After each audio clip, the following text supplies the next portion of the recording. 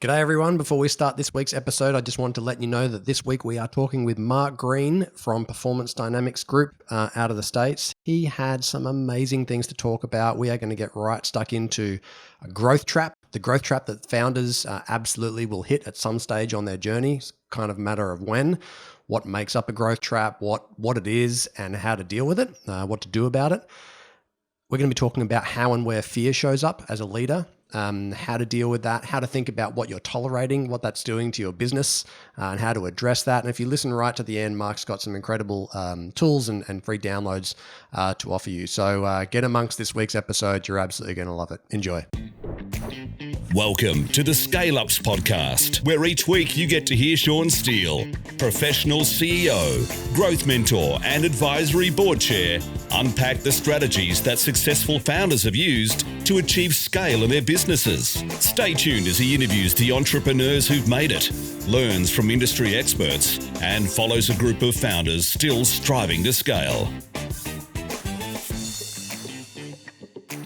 G'day everyone, and welcome to the Scale Ups podcast, where we help first-time founders learn the secrets of scaling so they can fundamentally make bigger decisions with greater confidence, fulfill the potential of their businesses, and maximize the impact they can have in the world. I'm your host, Sean Steele, and before we kick off today with my fantastic guest, Mark Green from Performance Dynamics Group, quick shout out to the community. Thank you so much for all the reviews and ratings that are coming through. Our team reads every single one of them. It means a lot to all of us that get involved. It's not just me. Quick shout out to Scaler's Treasure Trove. Very interesting handler there who said the thing that they liked about the podcast was the fact that, you know, founders are often have some kind of tightly held secrets, and they thought that the way that we're uncovering them kind of created a treasure trove, which I haven't heard that language before. So thanks very much. We're doing our best and glad you're getting some value. If you're listening to this and you'd like to hear yours read out, then just jump on Apple Podcasts and pop us a review. Let us know what you like, and obviously also what you'd like to see in future episodes. That would be awesome. So without further ado, our guest today is Mark Green, president of Performance Dynamics Group. How are you today, Mark? Hey, Sean, great to be with you. I'm well, thank you, from halfway around the world in Virginia in the United States. Virginia. All right. And what time is it for you right now? It is 7:05 in the evening. Beautiful. All right, we've got you dinner time. Okay, well, we won't take you away from your family for too long. But I guess for those who aren't familiar with your background, Mark, and the Performance Dynamics Group, maybe just a quick overview from me. In short, you've spent 20 plus years working with public and private companies across a lot of different industries and organizations, from startup through to 40 billion in revenue, and helping ensure both their sort of top and bottom lines are growing at 20% plus, but also helping them navigate the growth trap. And I'm going to come back and ask you a bit more about the growth trap. You've written 2 books, Activators, a CEO's Guide to Clearer Thinking and Getting Things Done, and Creating a Culture of Accountability. And you're also a coach and mentor to other coaches through the Gravitas Impact. Is that right? It sure is. Boy, I want to introduce you to my mother now, because she'd love to hear from you about how great I am. She'd really appreciate the way you're couching all of this. So thank you. Very well done. My pleasure. Well, look, I'm looking forward to getting stuck in. Before I do, I'd love for you to explain what the growth trap is, and then to just tell us a bit about how you ended up doing all this, the kind of path that you took to getting to here. Yeah, for sure. So what I've found is that every business, regardless of size, complexity, industry, geography, or the tenure of leadership, reaches a point somewhere in its evolution where it gets really, really hard. It can be that the growth slows or stops. It can be that the leadership or perhaps the owner, the entrepreneur, feels like they're working way too hard for not enough return all of a sudden, or things that seemed easy seem hard now. And these are the symptoms of the growth trap. And it's a fairly predictable set of circumstances that's just a construct of what happens when you scale. The thing that's unpredictable from business to business, entrepreneur to entrepreneur, or industry to industry, is how far you can take the business on your own before you hit the growth trap. And, we know anecdotally from business startup data that most businesses don't survive at all. I think the number is like 90 some odd percent of businesses, never even make it to $1 million in revenue, period, full stop. Yeah. And so in those cases, they're getting very far, this far, they're getting stuck, and then they're done. Others make it maybe to 5 or 6 million, and they feel it. I've worked with clients who've made it to 120 million. And that's the point for them. Hmm. And it's like everybody's got this point that this happens, and the trick is being able to realize that it's not an unpredictable set of circumstances. And in fact, there's a fairly predictable set of things that occurs, and predictable things that leaders can do to work past the growth trap. And so that's where I tend to be focused. And this kind of a conversation and articulating it this way, I find really resonates with leaders because they're super frustrated because they're very driven people to want to achieve. Hmm. And they feel like, well, I've gotten it here through grit and determination and blood, sweat, and tears. And so, yeah, I have to be able to figure this out. And the reality is, in most cases, there's a structural problem, and it can't just be figured out the same way that you figured everything out to get where you are. And that's where some different thinking comes in. Mm. All right. Well, let's maybe if you can, because I want to really dig into that. That's too juicy and too interesting for us to leave to the side. So maybe you give us a quick background on how you got into doing this in the first place, and then let's come back to the growth trap. I've got lots of questions around that. Yeah, for sure. So I have a degree in psychology and business, and I started my career in technology services. I worked for a decade in a very large company serving the banking industry. And when I punched out of there, decided that I wanted to go figure out how to do my own thing. And so I worked for a couple of smaller businesses, one in a marketing agency, and the other an event company. Both still sort of in the technology sector, is like familiar ground. And then I got to a point just a couple of years later where I thought, you know what, I need to go do my own thing. And what I ended up coming up with is a leadership development training company. And that's how Performance Dynamics Group was launched in 2003. Hmm. And from 2003 to 2008, that's what I did. And I worked with very small businesses, entrepreneurs, startups, even the onesie twosie people, organizations, to help them kind of develop themselves as leaders. And in about 2008, I got to a place where it became super clear to me that my business, my practice, I wasn't able to scale it the way I needed to, because the business model was such that I had to work really hard to make just enough money to kind of live on. And I Mm. and I realized I had a business model problem. And it was about that time that a friend of mine introduced me to Vern Harnish, who wrote Scaling Up.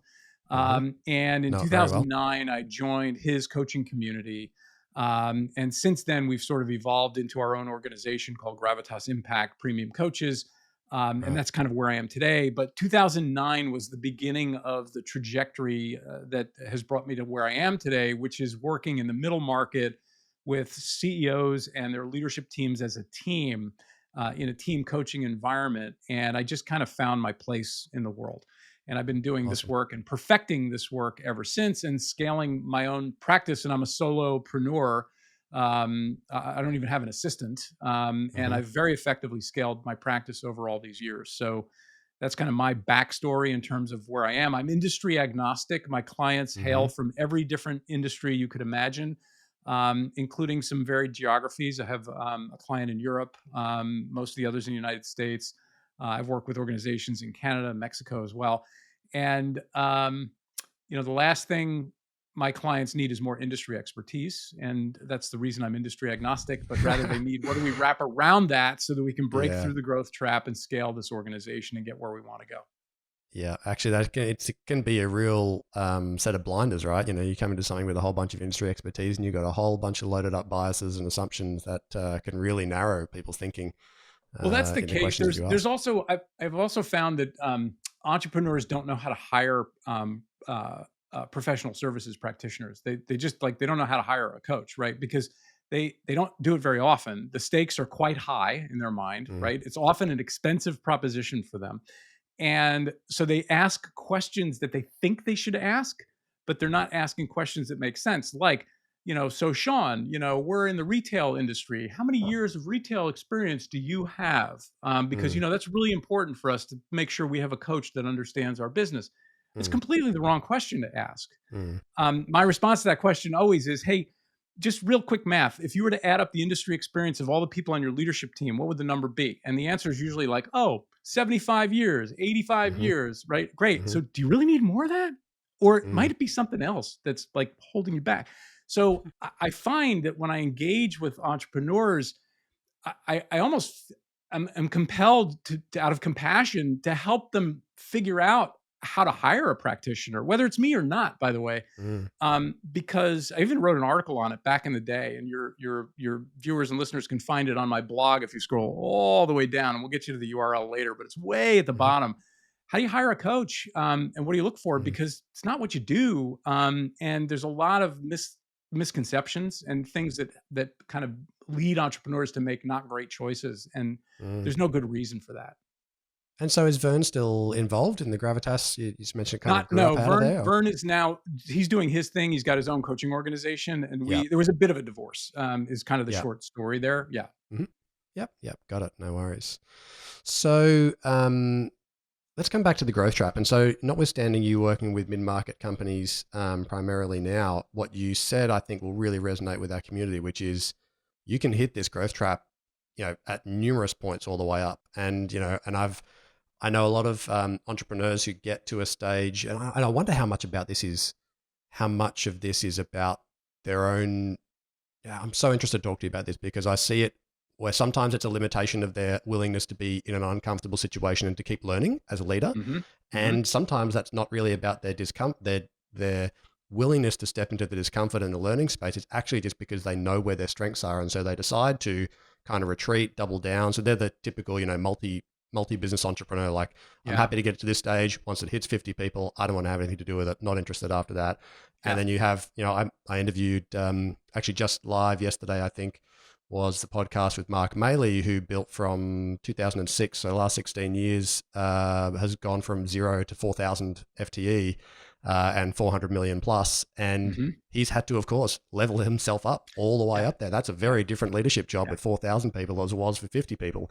But he's really enjoyed that journey, and he wanted that, and he wanted that for his own personal growth. And so, like, how much of the growth trap and these stages is about that versus some of the other. Tell me a bit more about, like, what are Yeah. these For sure. constructs that. Yeah. Yep. For sure. And you have to break things often. Things Mm, that are even marginally working, you have to break them to redo them to keep moving. So I mentioned before that there's a fairly predictable set of circumstances that occurs that defines what I call the growth trap. And mhm, some of the factors in that are these things. First and foremost is the exponential increase in complexity as a business scales in a linear fashion. Now, mhm, humans are unable to contemplate, in most cases, exponential curves because, like, we just can't get our heads wrapped around how rapidly those numbers increase. And we think about a business like we think about so many other things, that it scales in a linear way. And what I mean by this is, mm, look, we add one customer at a time, we open up one new office at a time, right? We hire one new employee at a time. And even if you're doing these things rapidly, maybe you're hiring even 15 people a month, it's still one at a time, right? And what you don't realize is, as your business is scaling in a linear fashion like this, the complexity inside your business is scaling exponentially.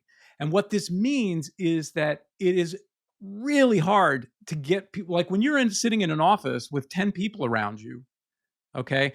And now all of a sudden you've got 50, 75, or 100 people maybe in 2 or 3 offices, okay? It's not the same. And no, people don't understand what's going on. You have to communicate completely differently. You have to measure things completely differently. You have to create accountability completely differently. You actually even have to hire differently for some of this to help you manage this complexity that occurs. That's a huge factor that's that so true. contributes to the growth trap sneaking up on an entrepreneur. The next one I'll address is the fact that as your business grows and becomes successful, you start to pop up on the radar screen of more established competitors and other players in the market that start to make your life a little hard in many cases. And often this manifests itself with margin pressure. Mhm, Okay. So we're not quite as able to be as fat as we want to be with our margins because we're running into these new competitors now, right? As we mhm. continue to grow, it's it's just not as easy as it was to be able to do that. And so we've got margin pressure, right? The third component of this, and these are all just factors, they don't all have to be in place, but it's any one or Hmm. combination of these. The third is that I have found most entrepreneurs, despite their amazingly good intentions, are really, really lousy at judging people and hiring people. And, because again, when the stakes are low and you're three or four or five or even 10 people hanging around running a business, it's pretty easy to be on the same page. It's pretty easy to be all there together. But when Hmm. the stakes get high, they're not the same people who are going to get us where we want to go. And yet, because they were with us when we started, we're emotionally entangled with them. And it's really, really hard to let go. And it's really, really hard to wrap your head around the idea that I can't just keep promoting people because we have new openings because we're growing and expect we're going to get somewhere that nobody in the room has ever achieved before. And Hmm. you've got to rethink this, and you've got to surround yourself with the right people who have already done the thing that you're trying to do. And this is the issue with lousy people decisions. And then the fourth one that I'll articulate is that because of the other three, the leadership team and the entrepreneur is spending an awful lot of time fighting fires, Hmm. and like it's this picture of the person with their hair on fire. And you know what you don't have time for when your hair is on fire is your own learning and growth and development. Yeah, big time. And that's a real death knell because, Sean, I don't know about you, but in my experience, I've never seen a business with a sustainable growth rate that exceeds the personal growth rate of the people running it, right? I was going to say And exactly the same so thing. Yeah. and so it doesn't work. And so No. these four factors are the things that in some combination create the growth trap. Mm. That is what is just so frustrating to entrepreneurs because they can't quite figure it out. Like they can't quite grab onto what it is. And there's some untangling to do to figure all this out. But the hint I'll give is that it's got to start with opening up of some space for your growth as a leader. Mm. Because if you're not a learner and you're not willing to put yourself in an uncomfortable position and like be open to change personally, Yeah. um, you're gonna have a really hard time advancing past that barrier, even with the best coaching and advice and mentoring and learning and teaching and all the other things that come with it. It's still going to be the odds are against you.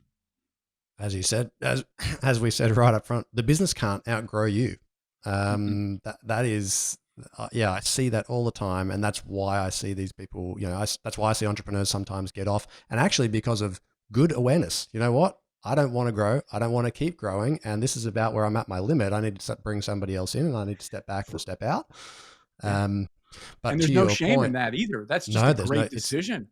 yeah, You that's know with what I find awareness, is, right? if I riff on this for a minute, that there's a very poor understanding in general of the difference of a shareholder role from an executive role when you're an entrepreneur and you're both of Mm. those things. Yeah. And you've got to be hyper aware of when you need to wear the shareholder hat and when you need to wear the executive hat, and realize that the decision fundamentally to bring someone in, like you just said, to run the business, and I've had clients do this with amazing success and Mm. results. That's a shareholder decision. Hmm. That's not an executive decision, because effectively you're Yeah. firing yourself as the executive, right? And you're Yep. bringing somebody else in. But that's a shareholder hat, and you look through a different lens as a shareholder than you do as an operator, right? Of Mm. of the business. Um, it's a really important thing, and I run into it all the time where I have to help people see that these are actually two different roles and disentangle that for That's clarity. right. If people want to listen back to Chris Eldridge, who was within the first 5 episodes, was a great example of this, who built For Impact, an IT services company, to about 40 mil. And he realized he was no longer not only not enjoying it and not getting energy from it, but he knew that he was not the right person to take it from 40 to 80. He's like, I don't have the skills, but I also don't want to develop those skills. I actually want to develop the skills of being a chair, or and Yeah. taking a step back, which he's done, and the business has carried on very successfully. But equally, what happens if you don't get that awareness and you stay in place, you strangle the business, And usually you start on a really ugly decline and cliff because you're unconsciously sabotaging the journey because that's not what you want. And internally you're going, I don't like this anymore. Like I'm getting zero. I'm not only not getting energy from it, it's taking energy away from me every single day. And so you start hating it. So you start slashing at the tires, Yeah. not And consciously, but and the unconsciously. longer you wait to make that kind of call in that situation, the harder it is to find someone to come in and to step in and do it, because the more you turn into a turnaround situation as opposed to just a Yeah. leadership transition, right? Yes. Very true. And one of the things that you said really jumped out at me in relation to when you've built this kind of leadership team in the early days, you often also, I see a lot of founders set up the wrong expectations because, of course, they're very excited and they've put somebody in as the head of growth or the director of something or other, and they're still a really small business, right? And people have got all these inflated titles. Yeah. And to your point, the organization is going to need to grow around you. And so there's one of the early guests, Narelle Anderson, who built EnviroBank. She had a great metaphor which I thought was nice, and she used as a language to ensure that people realize that the business will continue to grow, and in some ways that may mean it grows around you, and you may be able to grow sideways, or you may need to stay where you are, or you may just choose to get off the bus. She said, this is all just a series of bus stops, right? The people who are going to go from A to B, some people will get off at B, but new people will be getting on at B because they're the people to take us to C, and that's going to Yeah. continue to happen. And we Yeah. are so much more interested in how do we help you optimize your contribution between stops A and B, if those are your stops, then we need to Yeah. keep you forever all the way to D and E and F. And like, we're not worried That's about that. That's not yeah, our mandate. that's such a healthy perspective, because I think a lot of leaders have this mistaken perception that when they hire someone, they're going to be with us for the long haul. And the reality Mm, is, that work environment went away decades ago. yeah. And rather, if you look at your organization as a way station on the arc of people's career journey, Mm, and you realize that you're going to have them for some period of time, maybe 2 years, 4 years, 5 years, whatever, and to optimize that journey and to lay it on the table that it's an expectation and not a taboo, to say, mm, you know it's okay for you to not be here forever, but all we ask is that when it comes your time to move on, that we start talking about it, because we'll help you move on, that's right. and we want you to finish strong, and we're going to send Mm, you off with a hero's goodbye, we'll be excited for you. and That's we right. will have done our job, right? Because Yeah. you will be more valuable then than when you came and joined us, is such a healthy Mm, attitude. And I've seen the differences in clients that have adopted this kind of a mentality, for sure. And if nothing else, at least there's a lot less stress among leadership, because every time somebody yeah. gave their notice, there was all this hand wringing about, oh, they hate us, we're not that good, they're leaving us, what's wrong with us? And it's like, dude, it has nothing to do with you. Mm, They're just living their life. Like, why not just recognize it yeah. for what it is and figure out how to capitalize on this? And you take it very personally too, because you're so scared of that leaving. And as a result of that person knowing that you're going to be so disappointed and so attached to them, that's why they don't tell you. And that's why Yeah. they don't give you any advance notice. And There's that's why yeah, you don't get any warning, which is exactly what you want, right? You go, hey, yeah, if you're yeah, going to leave, that's great. Give me as much notice as you can. I'll help you. I'll support you. It gives us time. We can find somebody else. You can even help them come on board. yeah. It's much healthier. Let's normalize these conversations. So this is a key point for your Mm, viewers and listeners. Like, make it okay for people to leave your organization, and yeah, make it so that they see that you believe that your job is to make them more valuable when they leave than when they came, and yeah, normalize talking about it. It's that's going to make awesome. everybody's lives more pleasant, and frankly, it actually might even retain people longer, Yeah, ironically, because they yeah, want to be that's part of right. that. Well, they actually feel free to choose, right? Because they feel free to stay and they feel free to go, and they don't feel any sense of being trapped. They're like, well, I know if it's not working for me, that's cool. So I get to make that decision. Yeah, that's nice. And so actually, I think there's a giveaway, right? When I see a founder and you hear the words retention and you see they've got metrics on retention, but you don't Mhm. see metrics on engagement or contribution or professional development, it's like, Yeah. that's the wrong metric. Like, we're focused in the wrong space. You can't hang Yeah. on to them forever that way. Too tight. You hang on too tight, Yeah. like, You're measuring the lagging indicator, which is how many people quit, not the leading yeah, indicators, which is how much we're investing in our people and how we're treating them yeah. and all of that kind of Mm. stuff. Yeah. Wow, that's thank you for unpacking that. I think that's really helpful for our community. So, given all of the clients that you've worked with, the CEOs that you've seen, the founders, you've seen successes and you've also seen failures. And so I'm really interested in your perspective on if there was, you know, three or four really practical things that you think founders really need to um, think about and focus on if they want to scale. And so that's, I guess, if they kind of want to succeed in growing their impact and making the contribution they want to make in the world and so on, but also potentially things that might help them avoid some avoidable pain. We've touched on a few of those in the context of the growth trap. What else do you think about? Yeah, so I'm going to pull some ideas out of my first book, Activators, Hmm. and talk about a couple of the 8 activators that are in the book. Um, the first one I'm going to start with is the need to surround yourself with people who are way more accomplished than you are. And it's the change your neighborhood activator. My my grandpa Ben, my mother's father, my paternal grandfather, when I was looking for my first house, pulled me aside and gave me some real estate advice. And he said, "Mark, whatever you do, don't ever buy the most expensive house in the neighborhood because over time, there's only one way that can affect the neighbors can affect your property value, right?" And I thought, wow, that actually makes sense. And I thanked him for his advice. And of course, I've heeded his advice in all of my real estate transactions, and that was Hmm. great.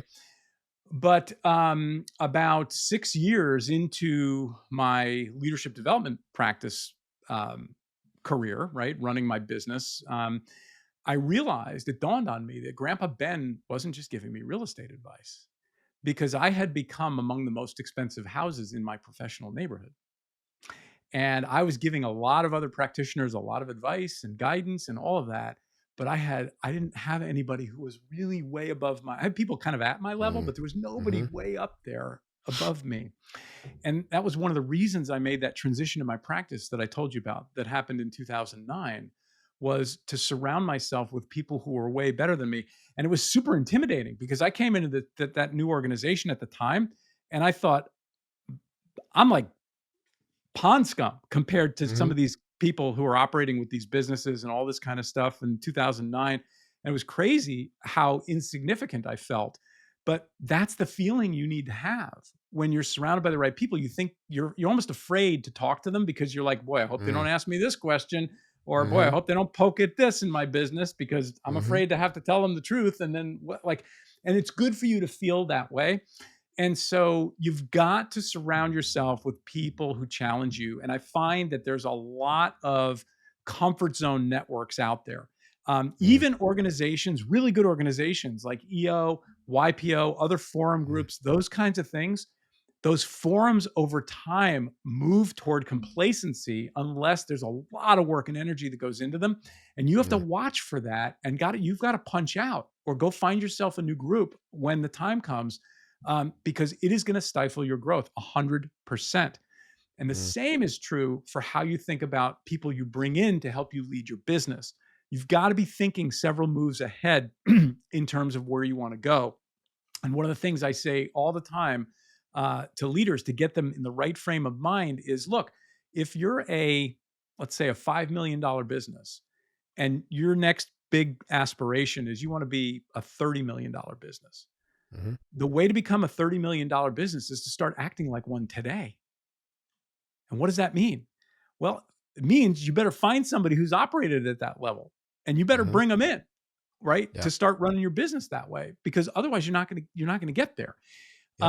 And that requires investment and some hard decisions, but that's another example of surrounding yourself with next level people as opposed to the common mode of operation, which is like, well, I guess we need to hire a manager of customer service. Let's see who's around. Oh, Mm. Jane has been with us for a really long time, and Yep. she's always really enthusiastic. So I'll talk to Mm. her and see if she wants the job. And by the Mhm. way, Jane could be a wonderful person, but Mm. if she hasn't ever like run a customer service organization at scale or like Yep. done the thing, and yet we as entrepreneurs are trying to do the right thing again for these people that we feel beholden to, right, to some extent, Mhm. and we end up inadvertently shooting ourselves in the foot.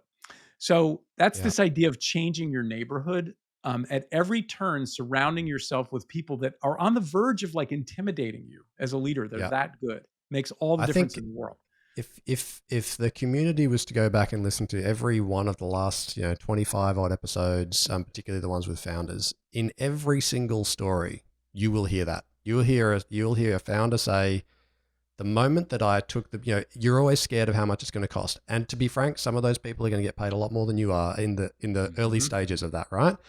But in the absence, as you said, of people who you can go, wow, like we sort of, they actually came up with the strategy and the direction themselves, and they're just executing, and I'm able to just be hands off and I can just trust them. I remember in the Mark Maley interview, who went from 0 to 4,000 people, that was his first lesson in how he changed the dial on growth. He's like, I just realized, I looked around and I thought, I'm having to make all these decisions and then hope that people will carry them out, as opposed to a bunch of people that I can look at who go, oh no, they've already made the decision and it was an excellent one, and now they're executing. And yes, they were expensive. That's why they're expensive.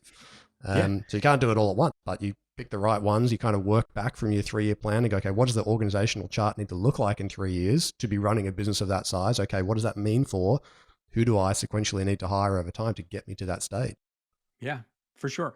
And every time I have clients make a big move like this, they look back. Let me put it to you this way. I have never, ever, ever heard a client say, we should have waited another year before we brought this person in. What do they always say? They say, we should have done this 2 years ago, right? Yeah. Totally. And so now I'm going to flip the script though. Mm-hmm. And what's the other thing that people in hindsight never say that they should have waited longer for, but that they should have done long ago? Get rid of the wrong people. Get rid of the wrong people. And so this is going to segue us into activator number 1, which is reduce fear. Fear prevents us from doing a lot of things that we know how to do and that we know we should do. And, oftentimes when it comes to right people, right seats type thinking, again, we've got personal emotional entanglements often with people that have kind of come up with us in the business, right? Since inception or what have you, longtime employees. But we also just feel badly that somebody's not working out. And what you don't think about is the rest of the company when you're doing that, right? Because you're thinking about the one person, but you're not thinking about the 15 or 30 or 50 other people that got to put up with the effects of this bozo who you've got to get rid of, right? And it's not always a bozo. It could just be a nice person who's just the wrong person. But you see what I mean? There's an effect on all these other people and their livelihoods, right? And their families, et cetera, and their level of stress and all of this. And the trick to reducing fear, and this fear isn't just about people decisions, to be clear, right? We as entrepreneurs fear a lot of things, and it prevents us from doing a lot of things and making hard choices sometimes. But the trick to overcoming fear, so fear is a really high emotional response and a very low logic response, right? And so the trick to getting through fear is to think about what it is you're afraid of and do it in a way where you're able to reduce the emotion and increase the logic, right? And wouldn't it be great if somebody just, I don't know, designed a tool to help you do that? Well, you got a tool, Mark? It's in the free download section of my website. So listeners and viewers can get it when we give them the information at the end. And it's an amazing tool. I've done this in workshops back in the days when we could do this stuff live, right? The first time I did it, it was crazy because I'm in this room with about 50 CEOs, all at different tables, and it was a full day workshop. And so we were actually workshopping the tools, right? And I was speaking on the content. We were workshopping the tools. And we got into the fear reduction tool, and it's about 3 minutes into them working the tool, and somebody at one of the tables takes the tool, crumples it into a ball, and just throws it across the room. Now, as the author and the creator of the tool, right? I'm mortified. I'm like, oh my God, this person hates it. Like, this is a disaster. Like, what's happening here? And of course, I walked over and I said, are you okay? Like, is this okay? What's going on? And, he looked at me And he said, Mark, I only had to get 3 lines into this thing to realize how ridiculous my fear complex is about this. And I was able to resolve it without even finishing the whole process. And of course, like even me, right? I had my worst fear thinking, right? And then it's like, and it's nothing. Yep. And it's funny because every time I've done it in a workshop, somebody's had that experience where they're like, oh, this is stupid. Like, and they don't even get through the whole thing yet. So it's a Yeah. really powerful mechanism whereby working yourself through this tool with a particular thing in mind that you have fear around is really valuable because it will decrease your level of emotion, increase your level of logic, which causes you to reframe your perspective and see it in a very different way. And most important of all, spur action. Mm, Spur action. yeah. Um, and all of that said, by the it's way, so easy to get paralyzed by that. oh, You know, and I 100%. mean the raft of things that you ponder on, because you know all of your unconscious kicks in about, well, what if I fail? What's everybody else going to think about that if I do fail? Like I'm the person at the top. Like, oh, he's making bad decisions. Oh, then people are going to leave, and like you start catastrophizing everything. Like you kind of go specific to global, right? Like this little thing, and then I blow it out to everything. Like that little thing goes wrong, and everything's going wrong, and yeah, it's very easy to Yeah, get trapped in that. for sure. And all of that said, uh, it takes some leaders years to finally learn the right people, right seats lesson. Mm, I mean, I have a client I was talking to today. I've been working with for 2 years now. Finally, had one of the members of his leadership team give notice, who's somebody he should have terminated years ago. years ago, And yeah, I've been telling, like, we've been having this conversation, and he knew it. yeah. Um, and I'm like, so have you figured this out yet? Like, and he said, and it's funny. And now that she's given her notice, like I see like all this horrible stuff that like, and I'm like, yeah, that's right. But Have as you you learned said, this it's yet? not And it's the thing I always notice. It's never the person if they were great performers but a complete cultural misfit, it would actually be very easy for you to make a decision. It's never that person. yeah, It's the person who's like just kind of good enough, like a little bit under par, but really nice. Everyone likes them. Everyone gets on well with them, but just like they're not bad, but they're yeah. not great, and they're not amazing, and they're not And really you delivering much. They just, oh, Yeah, but at the leadership level, then inevitably you find all the skeletons in their closet that you don't see true. while they're there because they're able to That's right. As soon conceal as they them. leave, And you really understand the magnitude of the wrecking ball, right, that yeah, occurs.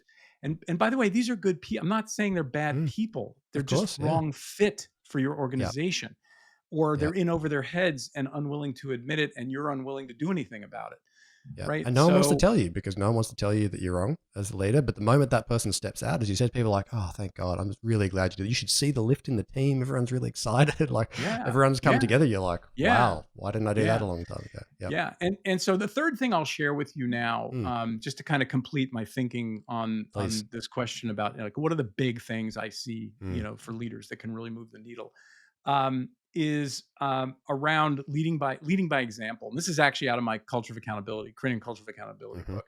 Leading by example, but as a thin slice of leading by example, I want to talk about what you tolerate in others because we don't think about what we tolerate in others as leading by example.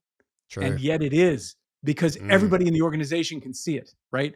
And so the starting point of this conversation is you got to realize that if you're a leader, all eyes and all ears are on you 100% of the time, full stop. mhm. Like you're Just the way it delusional is. if you think like, oh, I'm just doing that over here. Nobody will No one's notice. going to Well, they notice. know. Believe me, everybody knows. Okay. They see how you treat people. They see what you tolerate. They see what you do. They see what you don't do, what you say, what you don't say. It's all out there. Okay. And it's this thing about what you tolerate, though, that's super subtle and super powerful. That's really important to illustrate here. So, for example, if you are a stickler, you feel it's very important that meetings start on time, right? And you say as a leader, boy, I'm frustrated. I wish people would come on time to the meeting, right? And you get angry about it and all this kind of stuff. But there are certain people who can arrive late to a meeting and you don't say anything. Who's witnessing that? Mm, And what does that tell the organization about your true beliefs about being on time to meetings? Hmm. See, it's what you tolerate that actually sets the bar of expectation for the organization. And that's the thing you've got to think about. Um, and we miss that quite often. And if you tolerate bad behavior in yourself or low standards in Mm. yourself or in any other person, it's visible to the whole organization. So as a leader, you've got to be beyond reproach relative Yeah. to leading by example, including what you tolerate in others. And again, this is hard for people to do because I don't know about you, but a lot of the entrepreneurs I meet have a bit of a need to be liked by people, Mm. right? And that makes it hard because you think, well, if I'm going to have a hard conversation with Sean to say, like, look, it's unacceptable for you to be doing this. And we need to talk about that. And I need you to fix it. And if you can't, we're going to have another conversation about it. Hmm. Like, it's a hard conversation. And I Mm. feel like I'm hesitant to do that because, like, oh gosh darn it, I want Sean to like me, right? Mm. We've been together Hmm. for a long time. Yeah. Um, Comes back to and your fear. What if he leaves? Yeah. yeah, What of if he course it doesn't does. like this Of conversation course and it I does. screw it up and he leaves? Yeah. And you know what? There's a simple reframing here, Sean, that works really, really well. Um, and that's useful in a number of different situations, but this one in particular is, if you have a need to be liked as an entrepreneur or a leader, reframe it to be a need to be respected. Mm. Okay. Yeah. Because if I have a need to be liked, it's going to really prevent me from doing a lot of things I should do. But if I have a need to be respected, okay, I'm okay with Sean not liking me for 24 hours after we have a hard conversation. But guess what? Sean's going to respect me for having that conversation, even if he's on the Hmm. receiving end of it. Right. Yeah. And that's like this magic little key that opens up all kinds of possibility for people who otherwise are really hesitant to go there. I So think this think, is such a huge leadership lesson, Mark. I had an incredible, for about 5 years, I worked really closely with sort of chief people and performance officer, Nicola. And her biggest lesson to me, and she imbued in every bit of leadership development we did with everyone else, is exactly as you said. It was actually about the courage to address things the moment they happen. Not, Mhm. I think, the sort of moving away from well, I've got a one-on-one in 2 weeks' time. So I noticed that thing and I'm going to gather that, write that down. Okay. Then I saw something else 2 days later, gather that, write that down. I'll deal with that in the one-on-one that I have in 2 weeks' time. And what you just done is you've shown everybody that actually that doesn't matter. It's That's okay. completely tolerated. And that's fine for us to do because that's what we just saw happen. Even if Yeah. you dealt with it later, you have to stop it in its tracks, have the conversation immediately, like, which really does take courage. And I think your frame around respect is a great one. I always think about, it makes me think about the saying, I think I think it was Brian Tracy, like many, many years ago, who said leadership and kind of successful behavior of leaders is doing what you know you should do when you should do it, whether you feel like it or not. Like, that's Mhm. leadership. Like, just Mhm. get it done right now, make it happen. Don't wait. Don't let everybody, don't procrastinate, just get it done. I mean, to me, what you just said though is the definition of a high performer in any domain. Any domain. Think about an True. athlete for a minute, Mm. right? Um, that's it's any domain, I think. Yeah, I'm a big fan of Kim Scott's thinking in her book Radical Candor. The Uh-huh. idea of care deeply but speak the brutal truth is another Yeah. way to kind of think about this, Mm. especially Mm-hmm. for people who have this fear of not being liked. Like, it doesn't mean if you have a really hard, honest, important conversation with somebody, it doesn't mean you don't care deeply about them. In fact, I would argue if you really care deeply about them, you would have those conversations all the time. Yeah. And I actually take comfort in this as a coach because there was a point earlier in my career, my coaching career, where I couldn't say things that I thought. Like, I'd be Mm. sitting in a room with people and I'd be like, wow, this is a real problem. And then I'd think, well, I can't really say anything because I'm going to piss somebody off. And of course, that didn't make me a very effective coach at the time, right? Yeah. But I learned my way into that. Pat Lencioni, in his book Getting Naked, talks about entering the danger, right?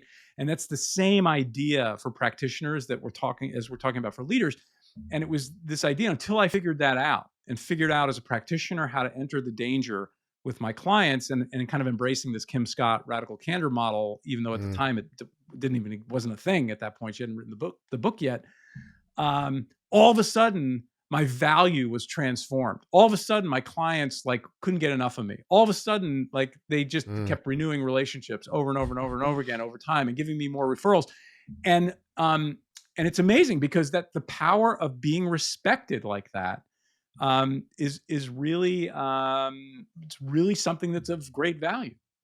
And everybody's had that experience when it's it's funny that as a leader that we would have that behavior and that reluctance to sort of have those tough conversations when you think about your life in general, any mentor or any great friend who's ever really added value in your life, it's because somebody told you something that was really hard for them to deliver to you and you didn't want to hear it, but you absolutely knew they hit the nail on the head and you're like, wow, that's tough to take, but actually it's exactly what I needed to hear and it made a big change for you. Everyone's had that. Which beautifully brings us full circle all the way back to who are you surrounded by in your neighborhood? And are you surrounded by the people who bring that to you, who bring that level of candor and value to you? Because for those listening or watching to the broadcast, if you're kind of thinking, wow, we covered an awful lot of ground here, where do I start? That's actually where I would advise you to That's where you'd start. Is to look at your surroundings, look who you're surrounded by, and make some hard choices to upgrade your neighborhood, and just figure out how to do that. And in and of itself, that's going to unlock all kinds of other things that you can't even imagine right now. Mark, that is, I think, the perfect place for us to wrap up today. That was such a fascinating conversation. There's so much gold in there for our community. If anyone's listening to this going, wow, there was so much content that we covered, and how do I get back to that? The entire transcript is on the website. So when this goes live, go to the website. You can actually kind of read through it. You can skim if you need to. You'll see there's short video clips anyway. And of course, Mark, you've got your own materials. Maybe you can tell people about how they can sort of follow along with what you're doing, maybe get some of those free downloads. How do they do that? Yeah, sure. And I should mention, right, if they're really interested in the content, there's a couple of books they can buy too, both of which are available on Amazon for sure. So it's Creating a Culture of Accountability and Activators, a CEO's Guide to Clearer Thinking and Getting Things Done. You can follow me on LinkedIn at Coach Mark Green. I have a newsletter that goes out every 2 or 3 weeks. I've currently got about 136,000 subscribers worldwide. And it's a pretty hard-hitting, significant leadership article at that interval. You can also go to my website at mark-green.com, mark-green.com. And you can go into my blog and look at all the back articles, including the article on how to hire a coach way down at the bottom. You can also click into the tools and take an assessment on hidden growth killers, and also interact with each of the tools that corresponds to the 8 activators in my book, Activators. And if you want to reach out, have a conversation, I love that. Send me a note and we can make it happen. Brilliant. Thank you so much, Mark. And folks, I'm sure you got an enormous amount of value out today. Thank you so much, very much. Thank you so much very much. That's a very new sentence that I just invented. To Mark Green.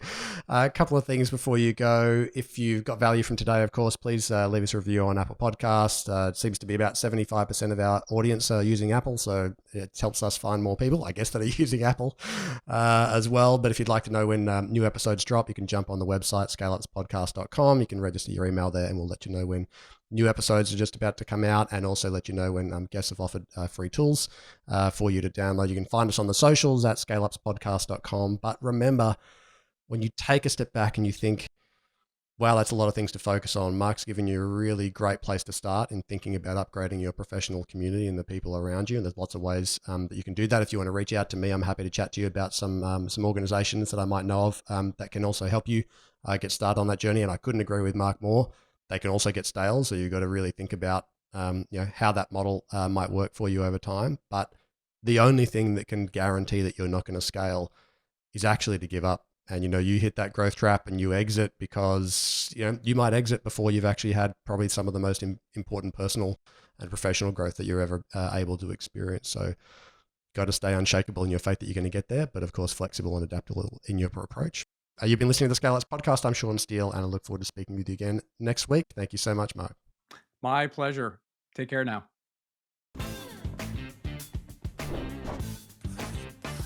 G'day everyone, just a couple of quick things before you go. If you have questions that you'd love myself or an upcoming guest to tackle about challenges that you're facing in scaling your business, please just jump straight on the website, scaleupspodcast.com.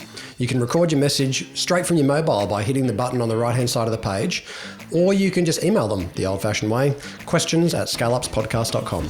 And just a quick reminder, nothing we spoke about today constitutes financial or business advice. If you are considering making big decisions in your business, seek out a professional who can look at your situation in detail and make sure you're getting sound, personalised advice. Thanks for listening. Look forward to being back in your podcast feed next week.